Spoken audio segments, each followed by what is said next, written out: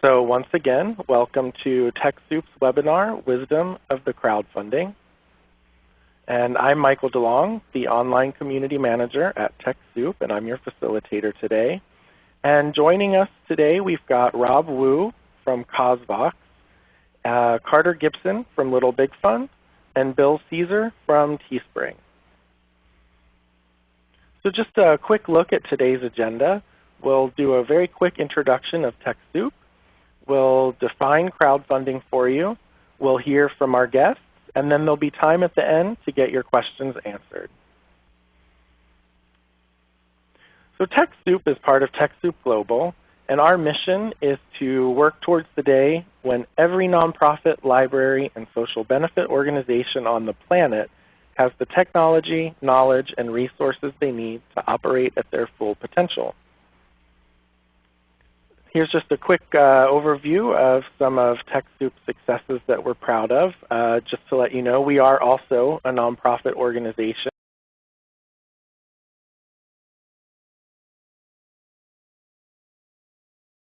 $11 million software and hardware product donations, which totals $3.61 billion in IT expenses in 56 countries around the world. So just a few more stats here on TechSoup. And we're going to go ahead and get you warmed up with a little bit of a poll to see where everyone's at with their knowledge about crowdfunding. So go ahead and take a moment to answer the question here.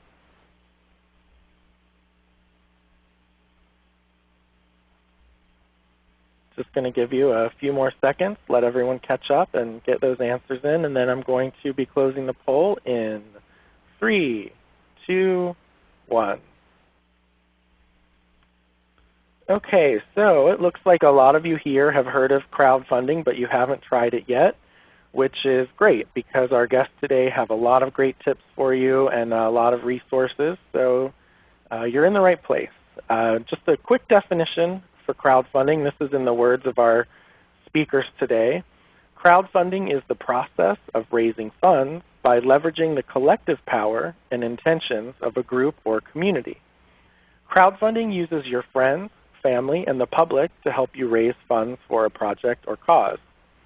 And crowdfunding is not, in fact, the angry mob from The Simpsons, but I just happen to get a kick out of that image over and over again. At any rate, we're going to go ahead and get started with our first guest, and I'm going to hand things over to Rob from CauseVox. Take it away, Rob. Thanks, Michael. Hey, this is Rob from CauseVox. I'm very excited to hear that a lot of you have heard of crowdfunding but haven't tried a campaign, so that's super cool. Today, I just want to present 4 tips on how you can get started on your next crowdfunding campaign. So I'm going to start off with some basic info, just some background information about myself and what I do, just so it provides some more relevance to our discussion today. I am the CEO of CauseVox. CauseVox is an online fundraising platform and crowdfunding platform for social good projects as well as nonprofit. We help out people like the Jeremy Lin Foundation, IDEO, United Way, and the Red Cross. So how you use CauseVox is first, you create an account and you design a template without needing to know how to code. And then you can customize some of your crowdfunding settings just to make sure that your specific crowdfunding site works, looks, and functions how you want it to. And then what you do is you can enable team and personal fundraising pages as an extension of crowdfunding, and then you can take lots of donations from there. This is just a look at some of the fundraising sites that have been featured on our platform. It's very cool so you can see how people use a platform for donation pages, crowdfunding, as well as social fundraising campaigns. So about me, a few years ago, I helped the American Red Cross raise over $125,000 within 10 days through a crowdfunding campaign that leveraged both social media, the press, as well as individuals and advocates as part of the greater crowdfunding process. So what I want to do today in my short time is just share with you 4 tips on how we made that happen. The first tip, just jumping into it, is that if you're trying to run a crowdfunding campaign, you always have to start with the story. You don't start with the technology. You don't start with the donations, you always start with a compelling story. To make that very tactical for you guys, I found that there's 3 different story plots that work really well for crowdfunding. The first one is what we call the challenge plot. This is like your summer blockbuster movie, like your Superman or your Pacific Rim or whatever movie you watched last Friday. It's about how there's a hero, and then there's a huge villain or obstacle, and then somehow you overcome that obstacle or challenge, and that's the story that you use. The second story they can use that has a lot of impact in crowdfunding is the creativity plot. A lot of nonprofits use this one. The creativity plot is always about how you have a novel solution, a novel approach to solving an existing problem. Say, for example, you're a nonprofit that helps end poverty in the developing world. And one of the solutions is through a new tool, or like a stove, or like a new education tool. So you're going to use the creativity plot as a way to tackle the greater issue of poverty. And the last plot is really about the connection plot. And the connection plot is when you reach around traditional boundaries like race, geography, gender, and then you reach across the table and then you help other people that way. So when you look at these different plots, and just, you have your challenge plot, your creativity plot, your connection plot, and these are the 3 proven ways that you can craft a story for your crowdfunding campaign. The second step after you formulate a story is you have to find your true believers.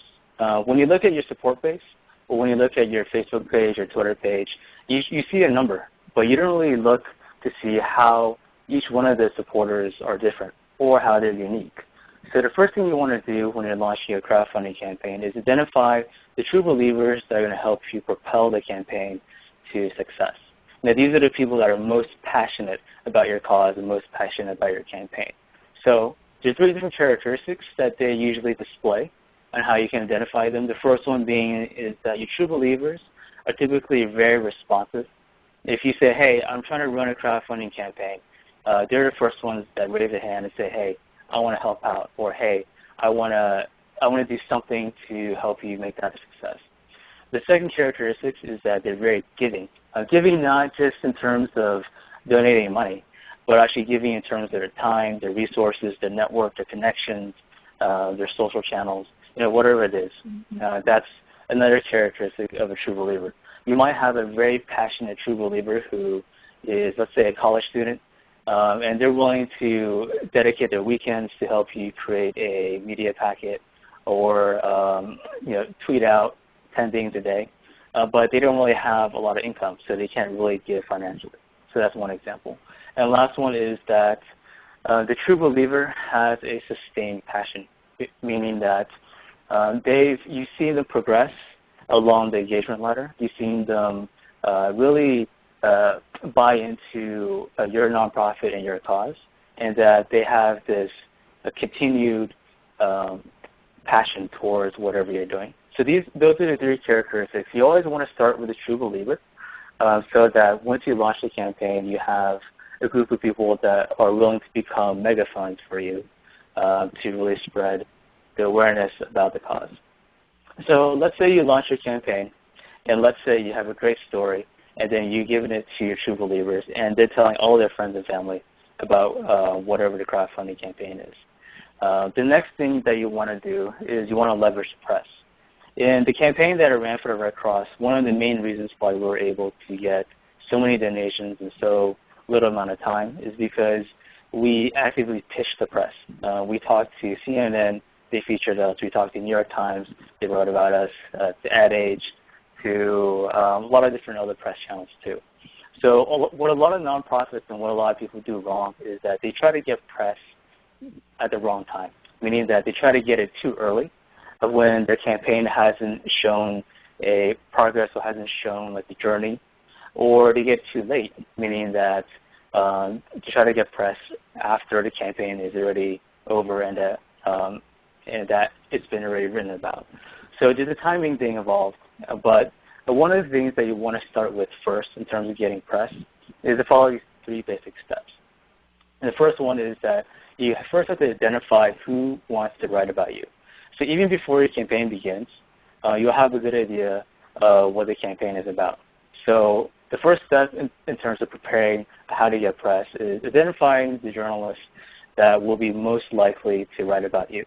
So what you can do is you can look online through Twitter, through different publications that you want to target. You can look at the different people that have written about certain interests or certain beats, as they call it. You can look at their profile to see what they write about. Let's say they write about social good, or they write about technology, or they write about health. You can come up with a laundry list of the different interests that a journalist has. So once you identify them, what you can do is then you can start to cultivate the relationship. So in order to cultivate a relationship, you have to have first a solid understanding of what they like. And then from there, you can start to either send them email messages or engage them on social media, as well as leave comments on some of the articles that they publish and write, so that they understand who you are and they start to think about who is this awesome person that's trying to engage with me. So after you start to cultivate them, and then once your crowdfunding campaign has been running, then what you can do is you can find the right time to pitch them. So in terms of timing, one of the things that you must do in terms of crowdfunding, you're trying to get press, is to try to pitch them when your campaign launches. Most likely, they probably won't write about you. It's kind of discouraging, but the beauty is that they'll see that you have something that's starting. And then after you pitch them when the campaign launches, you want to update them on the progress. So journalists love stories, and they love writing about interesting stories that are relevant to their beats. So if you engage them persistently and throughout the whole crowdfunding campaign, then what they get to see is they get to see your campaign unfold.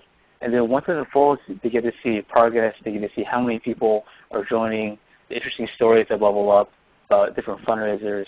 So that sometimes is a lot more interesting to a journalist rather than just the launch pitch.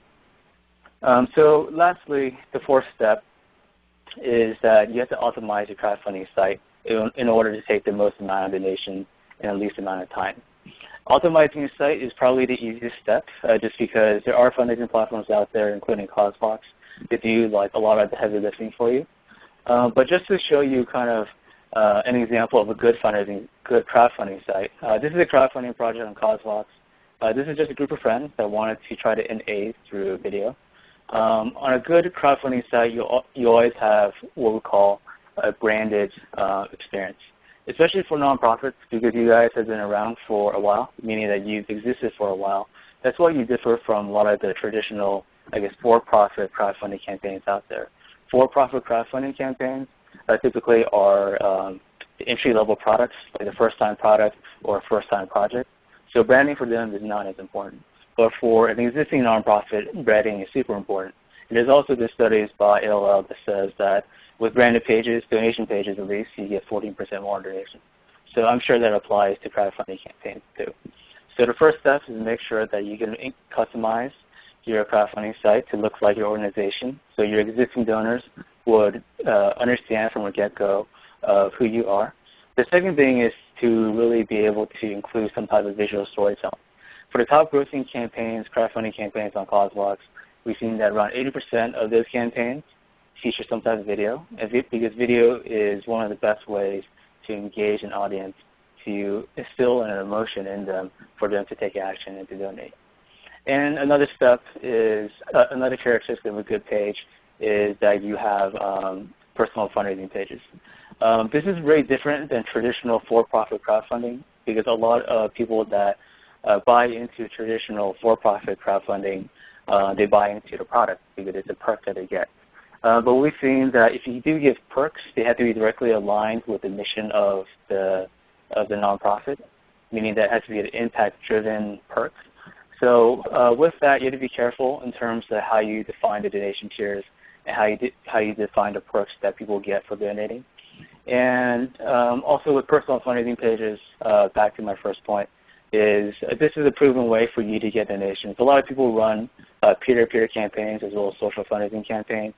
So you can actually plug this into your crowdfunding site so that the people that understand how to create a personal fundraising page can help you extend that. So with our campaign with the Red Cross, we enable personal team fundraising pages, and that allowed us to reach people all over the world to help fundraise for disaster relief. So I think my time is up. So if you want to have more tips, you can visit our blog at CauseVox. That's causevox.com/blog. There's a lot of free resources on crowdfunding, on online fundraising, on storytelling, on marketing communications. Feel free to subscribe to our blog. You can also follow us on Facebook. We tweet out as well as we post daily inspiration on fundraising as well as fundraising tips.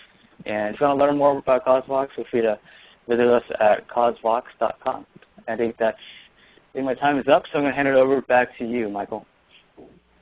Great. Thanks, Rob. That was really super. You really packed a lot of information into a short amount of time. I love the media relations tips and really love the focus on fundraising, or not fundraising, but storytelling.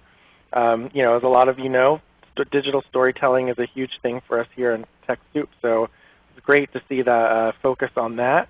I did want to remind everyone that if you are on Twitter and you're enjoying this webinar, please tweet out the tips and things that you're learning that you like and put the hashtag TechSoup on them. So that would be #TechSoup.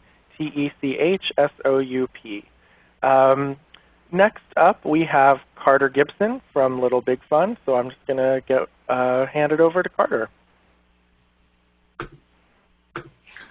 Hi there, guys. That was a great presentation. I think that I echo pretty much everything that he just said, so great job.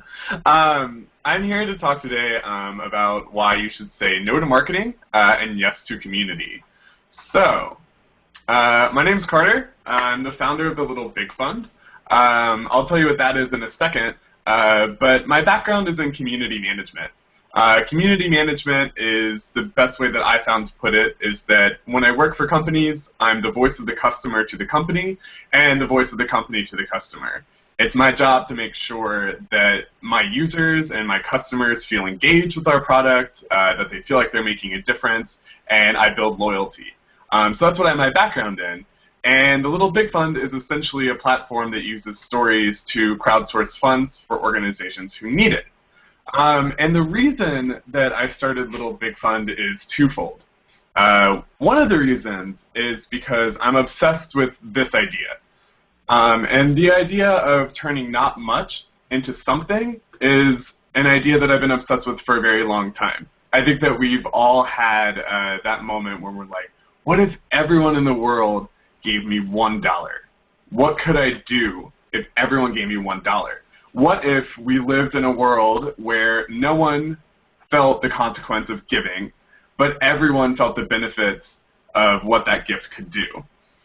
And this is an idea that permeated the Ad Council, where I used to work. So Ad Council is responsible for Rosie the Riveter, Smokey Bear. Smokey Bear is one of my campaigns. Friends Let Friends Drive Drunk, Loose Lips Sink Ships. And at the Ad Council, we knew that we weren't going to change attitude immediately. That when people saw one of our ads about saving money, that they weren't going to run to their bank and try to save money. What we did know is that if we created effective advertising, that they would at least start to think about it. And if enough people started to think about that issue, then it could change everything. Look at Smokey Bear. Anytime you're out in the wilderness and lighting a fire or having a campfire, you think of Smokey Bear because enough people just thought about the concept and it enacted huge change. So that's reason number one why Little Big Fund exists, is because I saw firsthand while I was working at the Ad Council, that we could all do such incredible things if we all did not very much. So the second reason is a little bit more tangible. This is my Google Plus page. Google Plus is the real other reason why I'm here in the first place. I got an audience on Google Plus of 1.2 million people. So every day I would blog from the very beginnings of Google Plus, and I built community. I told people what was going on in my life. I told people what I thought about different issues, lots of LGBT fundraising, lots of tech reviews and everything like that. And all of a sudden, I realized that I had this huge opportunity to find the people in my community who cared about me the most, who cared about what I believed in the most, to enact real change. So by being a personality and interested in causes, I realized that I had to do something more with that. And that's what got Little Big Fun started.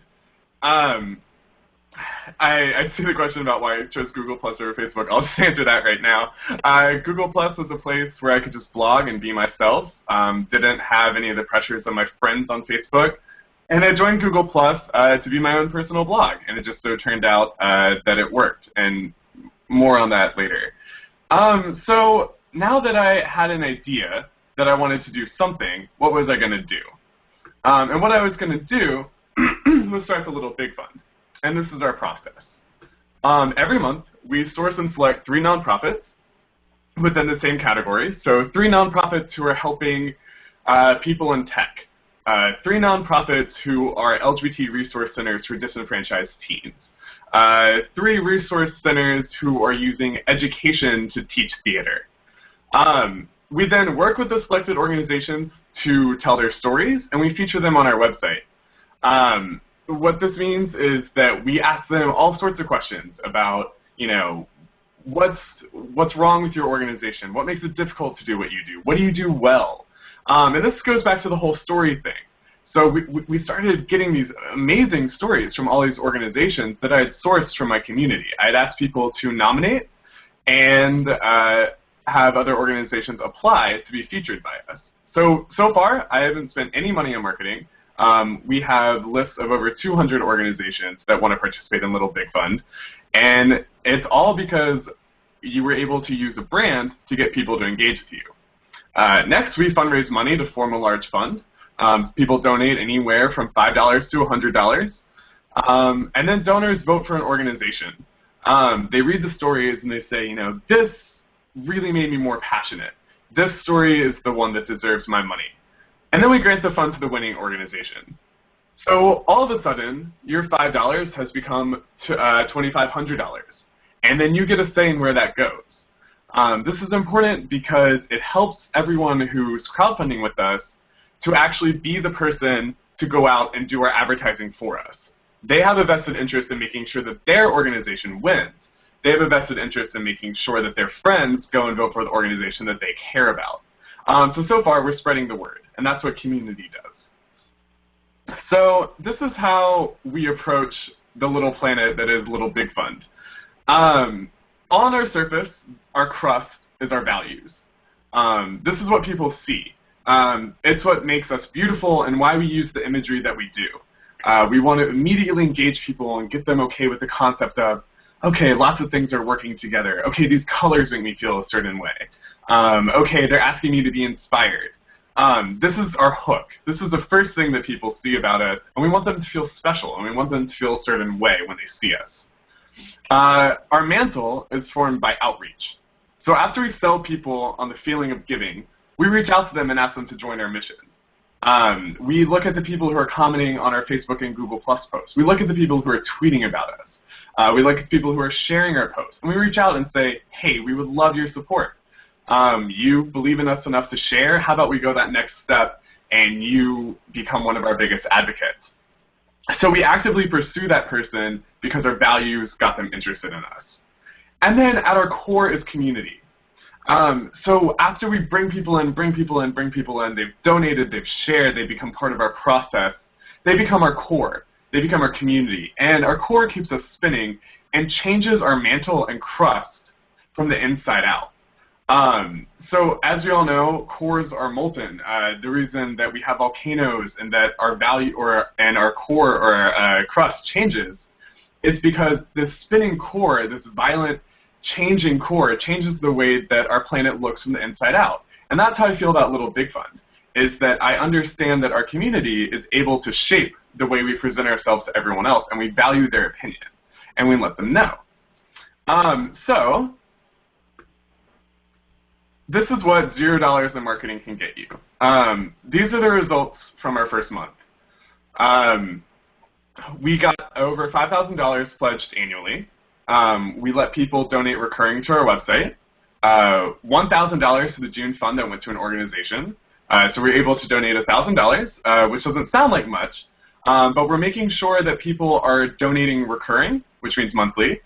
and that they get the feeling that, oh my gosh, my $5 turned into over 1,000? And we didn't really have that many donors. We only had 69 total donors. Over 50% of them donated monthly, and 63% of them donated to our operating costs. Oh no. So this is really important. These stats are the most important stats that I can emphasize today. The percent of people who became monthly donors, the percent of people who believed in us enough to donate every month was 50%. So then 92% donated to our operating costs. And this is because we got our community in and said, hey guys, here's what we're doing, here's how you believe in us, here's how we involve you. And not seen are the thousands of shares and plus ones. So then the reason that I think that community is so important of our marketing is I like to sort of analogize it to who you would rather date. So someone that you find through community outreach and someone that you find through marketing. Someone that you find through community outreach loves you for who you are. You haven't marketed to them, you haven't tried to sell them, you haven't tried any tactics to get them to love you. You were just yourself and they fell in love. A marketing lead loves you for what you'll give them. You have to sell them on some sort of idea, some sort of benefit to them, and if you're not giving them what they want, they'll leave you. A community lead is retained if you follow through on your mission. They're behind you because of your mission. And a marketing lead retains you if you're better than your competitors. A marketing lead will come by and say, oh, I was using this app, but then this app came out and I like it more, so I'm going to switch to that. And they have no qualms doing that. And community takes a lot of initial work, but pays off over time. And a marketing lead is easy and can leave you at any moment.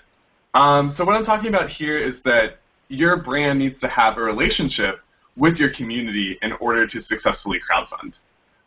It's hard to have conversations or relationships with marketing leads because those relationships are typically on the surface, and you have to keep selling them, keep selling them, keep selling them, and even reach out to them still. So the problem with community is that you rely on your community. This is more, I'm learning that this is more true every single day. So we rely on our community to stay in operation. We rely on people to give us optional donations to our operating funds to keep us running and keep our website up.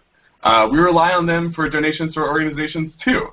And the problem with community as well is that they can turn on you. They idolize you and what you do, which can be a blessing. And it can also be a curse, because if you ever do anything that they don't think is something that you should do, they can turn on you really quickly, and you have to be very careful to make sure that you're rewarding those donors and making sure that they stay with you and love you. But there's a flip side. So the best part of community is that you rely on your community. They get the word out for you to new eyes. You don't pay anything for that. They're always there for you if you're having a hard time. So if you are short on donations one month, if something is going rough, but you've been doing everything that you can, your community are the people that are there to rally for you. And again, they idolize you, which is the flip side of the they idolize you coin, which says they'll do almost anything if you keep up your end of the bargain. Little Big Fund is a small organization without a lot of money. We have just started. It started as a side project for me right after I was at my job for about a year. And, I think that a lot of organizations out there have a lot of trouble and spending a lot of money on marketing right up front. And I'm sort of here to help you believe that you don't have to do that. So this is the first thing that you see when you come to our website, which is that when you get people to believe in your mission, you turn them into your advocate. It's a snowball effect. And too often I feel that we're motivated by easy one-time customers that have a fleeting interest in our mission. I'm far more interested in making people love Little Big Fun and continue to donate than I am with higher revenues and higher churn. I firmly believe that as our community grows, so too will our revenue. And it's a slower burn, but it's secure as longevity. So, what happened on the slides there? So that's my presentation. with just a small contribution, we can make a world difference in our communities, and talking about, just that you don't have to go out and do all the blasted posts or the promote this post or boost this post things that will ultimately waste you money for the people who you have to really fight for. Instead, focus on the people who are already your biggest advocates to start out, and then after that, make sure that you can get on new eyes, and get it on new eyes because you already have a community that will do it for you. Thanks, guys.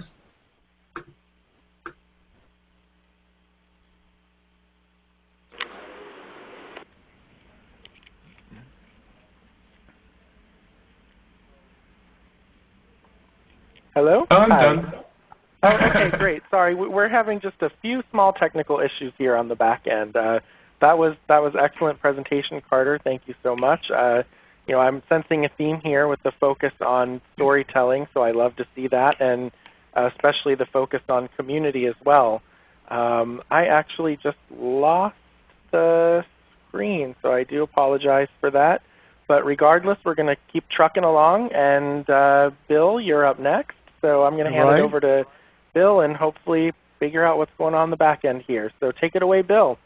Okay, thank you. Hello everybody. I'm going to be talking about Teespring. I'm one of the co-founders and COO of Teespring. It's a web platform that we believe has disrupted the fundraising dynamic. I want to emphasize actually what Rob and Carter have already gone over in terms of crowdfunding, and that is the efficiency that can be found in crowdfunding, and I'm going to highlight some of that efficiency during my presentation. And we think of that in terms of elegance. And when a platform is elegant, then it should be no hassle, no pain, and it should be a delight to use. I also want to emphasize the power of social networking, and I know that word crowdfunding is starting to become more popular. And for us, it really means leveraging the social networking and the power. It's really taking your existing donor base, and it was just mentioned a few minutes ago. You can really use your existing donor base and leverage that existing donor base and their social muscle to expand your complete envelope. So you can really, it's really the digital word of mouth, if you will. So it's very important, I think, in those emphasis to efficiency and the power of social networking. So Teespring, if I move their slide, we are a for-profit company. We are less than 2 years old. However, we're currently raising over $2 million a month for charities and nonprofits, large and small, global and local. We've taken the traditional gift donation model, turned it a little bit on its side, and applied both group buying dynamics like Kickstarter, Groupon, so the group buying dynamics, and social gaming components. And I'll go over those. But the basic thing is that, again, we've moved a platform that is a bit disruptive, a little newfangled. I think some of the things you've heard already from Rob and Carter are the ideas that we've incorporated into Teespring. The basic premise, I'm going to cut to the chase, is that we allow organizations to launch what we call fundraising campaigns over social media, and very easily to construct what you're seeing right now, which is a typical link URL to an awareness fundraising campaign. It allows for individuals to share this particular campaign quite easily: Facebook, Twitter, Pinterest, email, of course. And these type of campaigns that you're seeing, this is actually an actual live campaign for ACCO and the childhood cancer, is something that will go viral. So very easily when we start out these campaigns, they're pushed over social media to the existing donor base, and we're asking those folks to use their social muscle, their individual network, to expand the envelope and push it and push it and push it. And soon we find that we will have doubled or tripled the amount of exposure, and therefore really leveraging that power of social networking. I'm going to show you a couple more details in a few other slides where I'll talk about the social game mechanics behind this as well. Again, it's pretty simple model. Number one, you go onto our site. We are a partner with TechSoup, and are very pleased to be recently engaged, and we've already, I think, been working with hundreds of TechSoup clientele. We allow them to come into the site. They create and design a campaign very easily. I'm going to show you that in 1 minute. They launch the campaign over a social network, and hopefully that goes viral. Individuals will receive the invitation or that campaign either through their computer, desktop, or mobile, making it very easily for them to reserve a shirt. When enough people reserve the shirt, because there is a tipping point, which I'll talk about in a second, that's the game mechanics.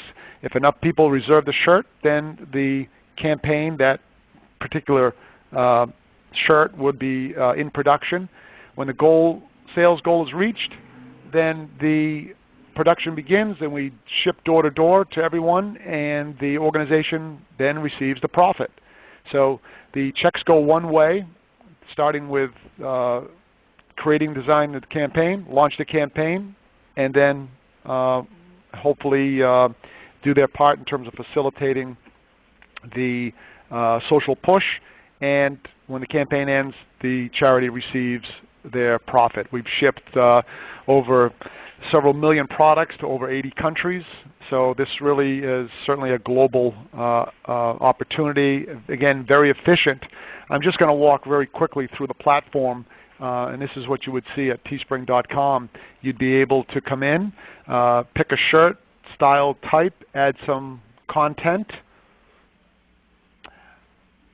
Sales goal right over here, if I can use a pointer,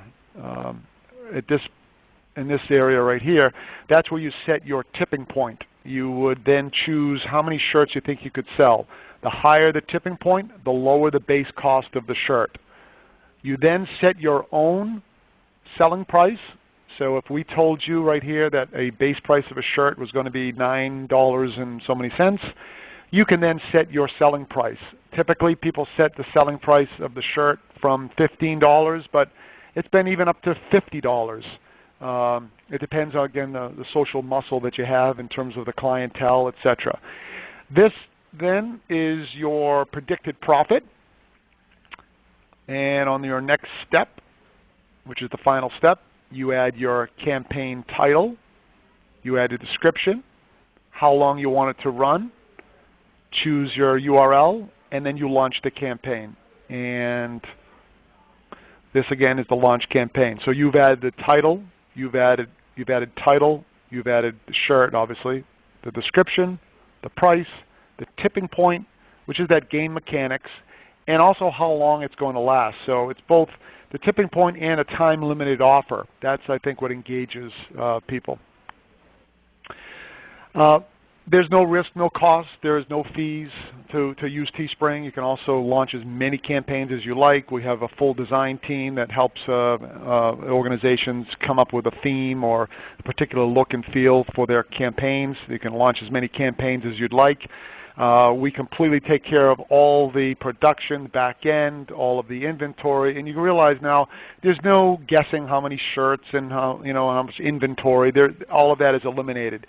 So it's really that group buying power, etc., and we've leveraged all of that efficiency.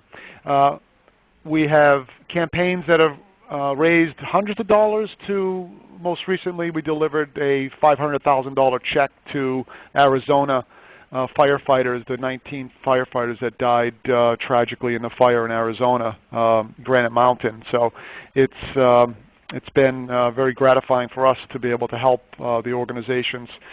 The accounts receive a dashboard and your own account manager, a lot of help along the way. So we've actually built in a lot of assistance so that we can work with the large and small, and even the small organizations that have limited resources work with us with as much clout and success as the largest clients. But I want to emphasize here again that the benefits is really to expand your social reach, to use the existing donor base, and because of the social tools for sharing, the Pinterest and Twitter and Facebook, of course, and as well as traditional email. I mean, it's the digital word of mouth, and that can really allow people, the donors, to get empowered.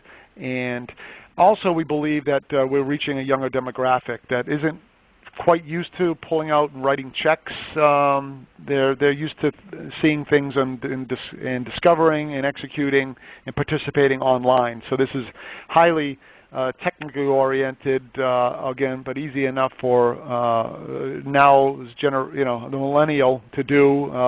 But it's not scary, so that it impedes anyone of an older generation as well. So I think it's becoming universally accepted. Again, there's no costs, etc. There's the checks, I call it, checks go one way. Just so you know that there is also, when you are signed up and working with Teespring, you get your entire enterprise portal, which allows you to look at your current active campaigns, your draft campaigns, your completed campaigns. It'll also give you access to your bank, which means that you can just look at your profits increase, and at any time you can just accept a check or transfer to a bank or PayPal payout. So we made that very easily as well. We've worked again with global clients like Plan US to some of the smaller ones, and in between, the Moria Foundation was a really early adopter for us, and they had quite a very strong social muscle. They were able to probably put their T-shirts at the highest levels that I've ever seen, probably $50, $60. But again, it's more the experience, and if you've got the particular clientele and donor base, you can really work with it.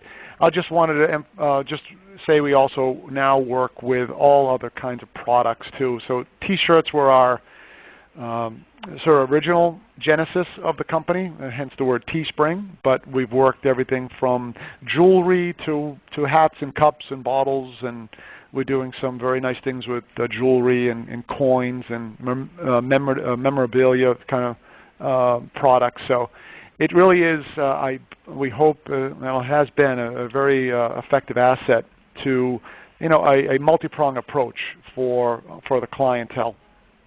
So with that, I hope I've enlightened a bit, emphasized the efficiency, elegance, and the power of social networking. Thank you. Great. Thanks so much, Bill. That was excellent. Love that information in there about the psychology of the time-based campaign. I think that's really important. And now we're going to move on to questions from our audience. Although I do want to quickly mention that, as Bill mentioned, Teespring is a TechSoup donor partner. So if you want to find out more about that, you can visit bit.ly/bit/TSTEESPRING.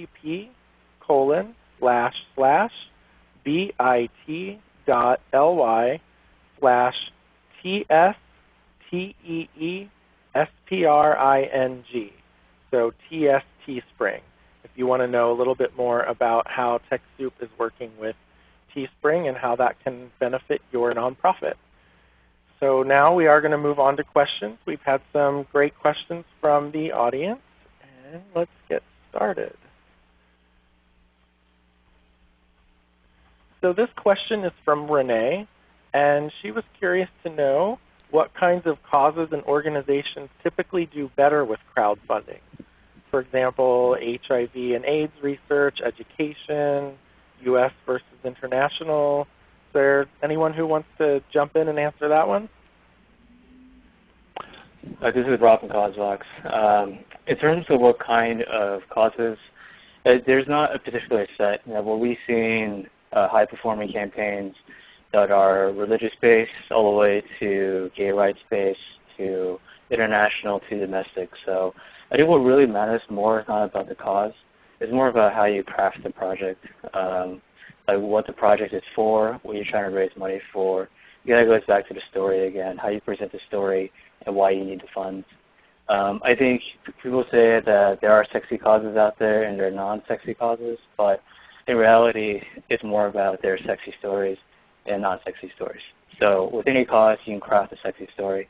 So I don't think you should be concerned about whatever your cause is. It's more about how you can craft that piece of it.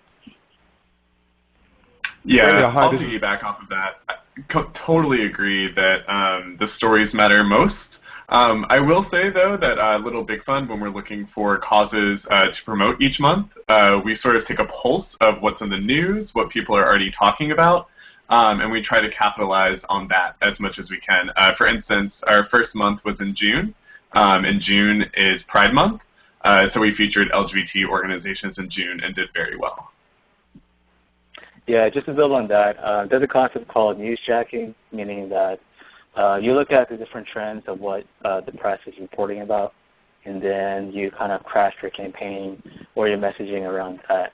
The reason why you want to do that, or you want to consider doing that, is just because you'll be able to get more press that way, because journalists like to talk about things that are trending in terms of the news. So I think that's a great point by Carter.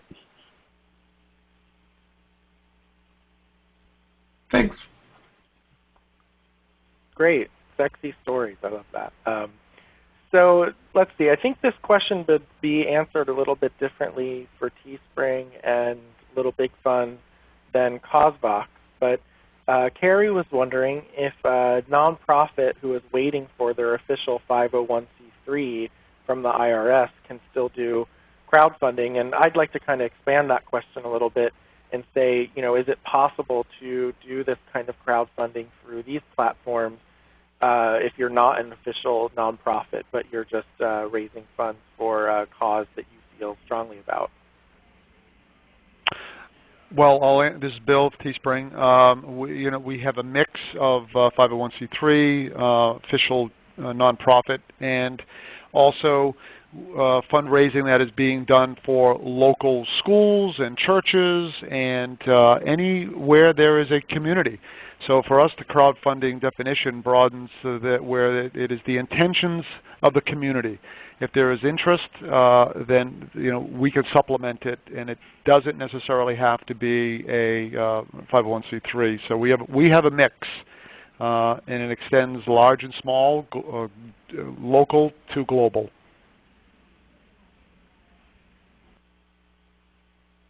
So this is Carter from Little Big Fund, but as an organization that's currently seeking its 501c3, we incorporated as a public benefit corporation in California in January, and we're currently awaiting our 501c3 status, which is a very long process in California.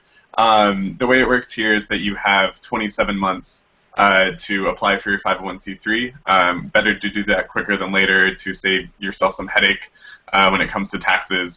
But we expect our 501c3 to be in within a few months and approved, which would make all of our donations tax deductible retroactively. So there are a lot of different ways that you can do it. I just think that you should look at the legal requirements in whatever state that you're in, because it's different state by state, and make sure that you're very transparent with the people who are donating to you, and if it's so pleases you, seek a fiscal sponsor if you're seeking 501c3 as well.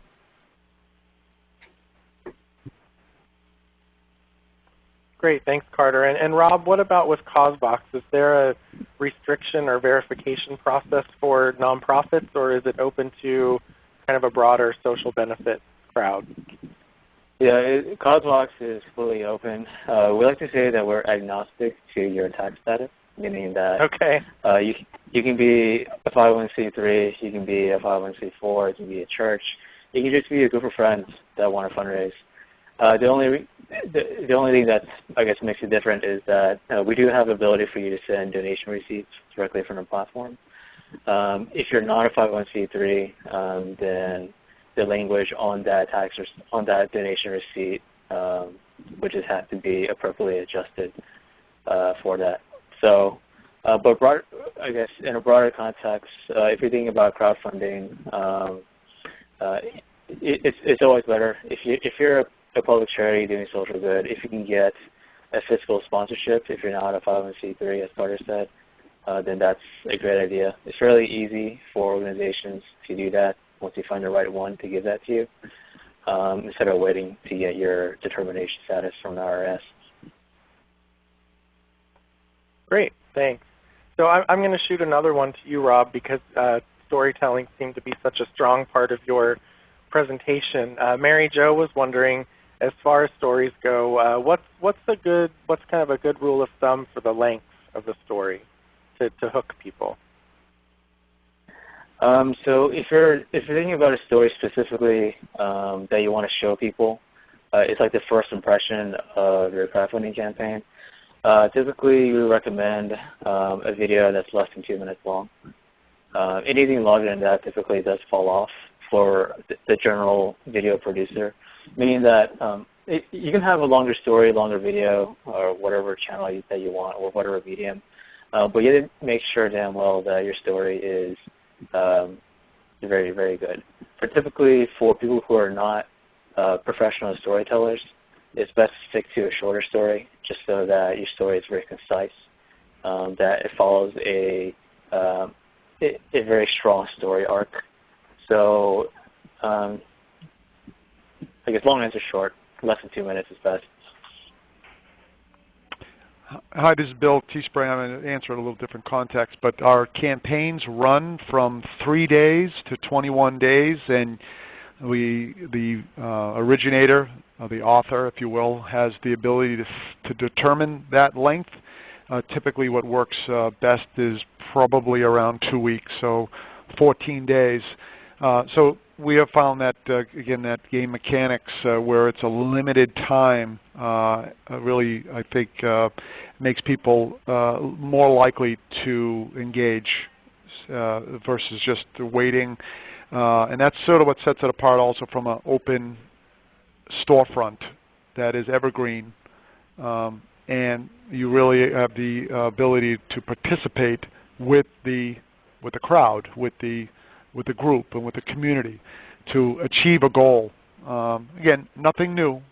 We've seen that with the thermometer that is raised up, and that's sort of our counter that appears on the site. So, by the way, also 5 engagement emails go out automatically to all of the donors when they first do their donation, or they're buying or purchase or reservation of the shirt. And then along the way at 25%, 50%, 75%, they're actually then reminded of the count and also encouraged very easily through that same email to click it forward, push it forward, to post it, tweet it, Facebook, Pinterest. And again, that's what sets the virality going. Great. So we've actually got a ton of questions coming in, and if we don't get to all of them, I am going to post a link to a forum on TechSoup.org where you can come and post your questions, and we'll do our best to get them answered either by our experts or we'll crowdsource them from our super smart community. And here's one for Teespring. So is there any thought to having a Teespring marketplace in which people interested in supporting organizations through Teespring can search and find active Teespring campaigns around causes, their own kind of pet causes? Absolutely, yes, there is. And on our roadmap, in fact, is the ability for, as we probably have over 400 or 500 charities that are active right now, and what we'd like to do is actually provide the ability to find that in our next iteration, find the charity on our list, search for it as you come onto the site, search for that organization, and then be able to run a campaign on behalf of that organization. If anyone is familiar with Teespring and has seen it or on the site, you'll notice that many of the campaigns also have what's called a verified donation badge. And that verified donation badge, it's a green badge that appears on the campaign, indicates that it's a third party that is raising money on behalf or for an organization. And they have indicated that all of the proceeds will go directly to that organization. So that's a third party doing the fundraising for the organization. We call it like a high-tech bake sale. And that's what we do that now behind the scenes for people that call us and say, I'd like to raise money for X and such. They'll set up a campaign. They won't be the beneficiary of the funds. They've already told us 100% goes to. So we are in the process of building on our next iteration the ability to search for the charity. If you don't find it, you can include it or add it. And then you'd be able to hit this verified donation, and your efforts and all the proceeds and benefit go to the selected charity. Great minds think alike there. That's exactly where direction we want to go. Great, thanks. So one of the themes that's kind of popping up from a number of different questions is around how to build that critical mass of donors. If you're a nonprofit that hasn't built that donor base yet, how do you really home in on who your core supporters are and build that? So for us, and this is Carter from Little Big Fund, we look for very simple things. We look for people that say, hey, that's a great idea on any of our social media posts. We look for people who are tweeting about us. We look for people who reply to our newsletters. We look for current donors as well to reach out to them and say, hey, what if you got your best friend to donate as well? Then your donation would be twice as much. Isn't that incredible? And then the most important part about getting that core is making sure that you stay engaged with them. And someone mentioned in the chat about the difference between fundraising and crowdfunding. And my definition of fundraising is that you have an interaction with someone, you get their money, you move on to the next person. And in crowdfunding, you talk to someone, you get their money, and then you ask them to keep sharing, and you ask them to be a part of that process. So making sure that people are staying part of the process is the most important part in making sure that that donor base stays where it is. You can't afford to, quote unquote, lose any of them. Yeah, I just wanted to add this is Bill from Teespring. I wanted to add a tip for, I think, everyone out there. And I tell this to our new clients that come on to use Teespring. Find an influencer. And this can be locally, in your community, a celebrity, an athlete, or search around on Google and the Facebook. Find someone that has some interest in your cause or like it, whether it's a disease or a particular movement, etc. Find those people and then reach out, and all you're asking them to do is to tweet it. Tweet the link to this campaign. You would be amazed. You've teed it all. Well, no pun intended. You've teed it up. You've got the link. You've got the URL, and now you're just trying to find influencers. You would be amazed at one phone call to one celebrity, to someone local or in the community. You're not asking for money. You're just saying, could you put that on your Facebook? Could you post it? Could you tweet it? Could you pin it on the Pinterest? Right there and then, you have created an amazing thrust of your campaign and your effort and your publicity, if you will, and exposure. So great tip, easy to do, very strong. Great, thanks, Bill. Well, that's all the time we have for today. There are some unanswered questions, but we will, as I said, make sure to get those answered. If you'd like, you can visit our discussion forum, which is at http://bit.ly/tswcs, and that's actually right up there on the screen right now. And I'm also going to plop that into the chat so that you can all see that link. And thank you all for being here. I want to say thank you to our sponsor, ReadyTalk, and a special thanks to all three of our guests who gave extraordinary presentations today about crowdfunding. Thanks, everyone, and have a great day.